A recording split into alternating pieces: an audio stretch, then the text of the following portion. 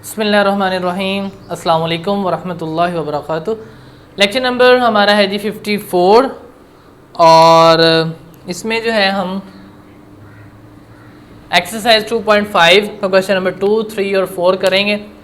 इसमें क्या कहता है जी, क्वेश्चन नंबर 2 में कहता है राइट कॉन्जुगेट। तो सबसे पहले जो क्वेश्चन है उसको हम क्या हाईलाइट कर लेंगे, G is equal to G is equal to G is equal to G is equal to G और जी। ठीक हो गया।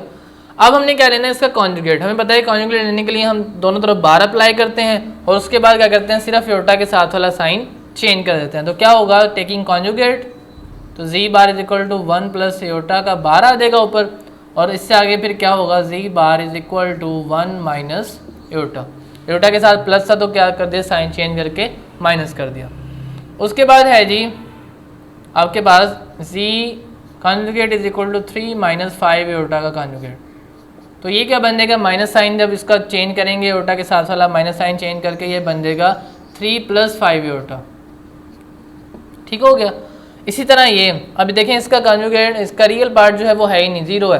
तो जब इसका कॉन्जुगेट लेंगे G conjugate is equal to minus iota conjugate, तो ये आपके पास बन जाएगा G conjugate is equal to अकेला योटा। योटा के साथ वाला साइन माइनस था तो चेंज करके क्या बना दिया आपने, प्लस। और इसी तरीके से इसका जब लेंगे कॉन्जुगेट बोथ साइड्स पे, तो क्या बन जाएगा, माइनस 3 प्लस 4 योटा। और जब कॉन्जुगेट लेंगे तो प्लस 4 योटा जो है वो इसका साइन चेंज हो गया, क्या बन जाएगा, माइनस 4 योटा। ठीक है जी।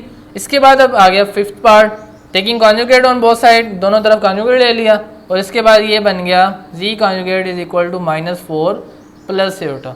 इसी तरह जब इस पे दोनों तरफ कॉन्जुगेट ले लिया तो ये इसका आंसर बनेगा आपके पास G conjugate is equal to iota. अब देखें, इसमें एयोटा के साथ वाला आपने साइन चेंज करना है और एयोटा के साथ में कोई साइन नहीं है, प्लस का है।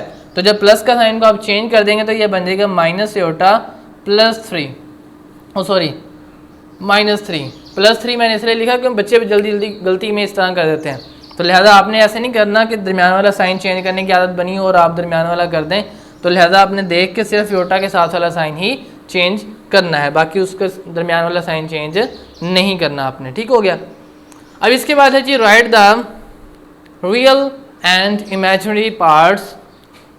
अब इसमें रियल और इमेजिनरी पार्ट निकालने के लिए सबसे पहले इसको आप जी का नेम दे देंगे। जी का मतलब होता है कि सेट ऑफ कॉम्प्लेक्स नंबर में से है जी। अब इसके देखें रियल पार्ट नहीं है तो क्या होगा, इसका रियल पार्ट 0। ठीक है। अब इसका रियल ऑफ जी लिखने के आप क्या करेंगे, आर ही लिखेंगे, फिर जेड लिखेंगे, और फिर जो रियल पार्ट होगा ये 1, ये लिख देंगे। ठीक। और इमेजिनरी ऑफ जी के लिए आई एम लिखेंगे और इसके बाद जी लिखेंगे, और योटा के साथ जो नंबर होगा, वैल्यू होगी, वो लिखेंगे। अब यहाँ पे तो कोई नंबर ही नहीं है, तो इधर कोई नंबर ना हो तो क्या होता है आपके पास 1, तो लिहाजा आपने क्या लिख दिया, इज इक्वल टू 1। इसी तरीके से ये अब देखें रियल ऑफ जी, और ये क्या है -1, तो इज इक्वल टू -1 आ गया। और इमेजिनरी ऑफ जी के लिए आई एम जी 2 के जो एयोटा के साथ वाला नंबर है सिर्फ वो आना है, एयोटा वगैरह नहीं लिखना आपने, यहाँ पे सिर्फ क्या आ गया 2।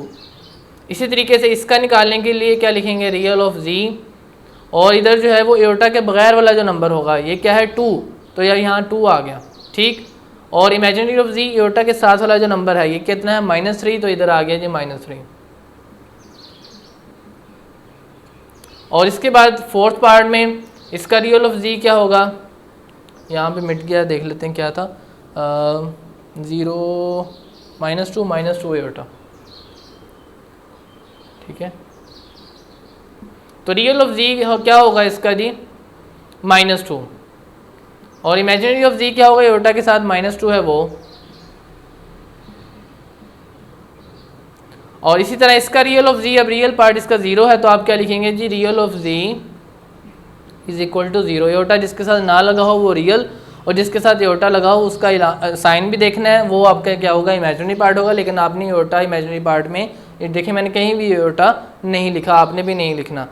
तो imaginary of G is equal to iota के साथ साथ -3 है तो ये होगा -3।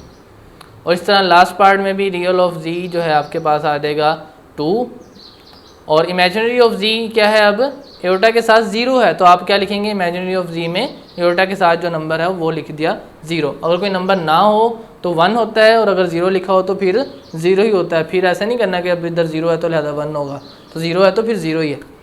अब हम बढ़ते हैं जी 2.5 एक्सरसाइज का जो लास्ट क्वेश्चन है, क्वेश्चन नंबर 4, उसकी जानब। कहता है find value of x and y if x plus iota y plus 1 is equals to 4 minus 3 iota. तो अब आपने क्या करना है, जो आपने वेरिएबल्स वाली चीज़ जो है नंबर्स एक तरफ रखने हैं, और जो आपको पता है कांस्टेंट नंबर है +1 उसको उधर ले गए, तो ये आपके पास बन गया x plus iota y is equals to 4 minus 1 minus 3 iota. अब 4 माइनस 1 कितना होता है आपके पास 3 माइनस 3 एयोटा और x प्लस एयोटा y। अब आपने यहाँ पे जिस तरह हम मैट्रिक्स में करते थे इक्वल होता था, तो हमने 1.6 का भी लास्ट क्वेश्चन किया था इस तरीके से। इसमें करस्पॉन्डिंग इंट्रीज इक्वल होते हैं, यानी ये वाला इधर रियल है तो ये इस रियल के इक्वल होगा, और इधर एयोटा के साथ y इमेजिनरी है तो ये किसके इक्वल होगा -3 के। तो बस जस्ट वैल्यू पुट कर दी, x इज इक्वल टू 3 निकल आया और y इज इक्वल टू -3 निकल आया।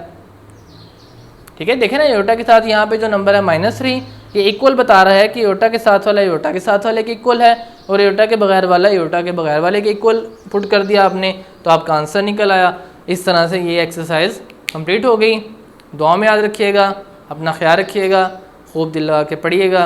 अल्लाह हाफिज़, अस्सलाम वालेकुम।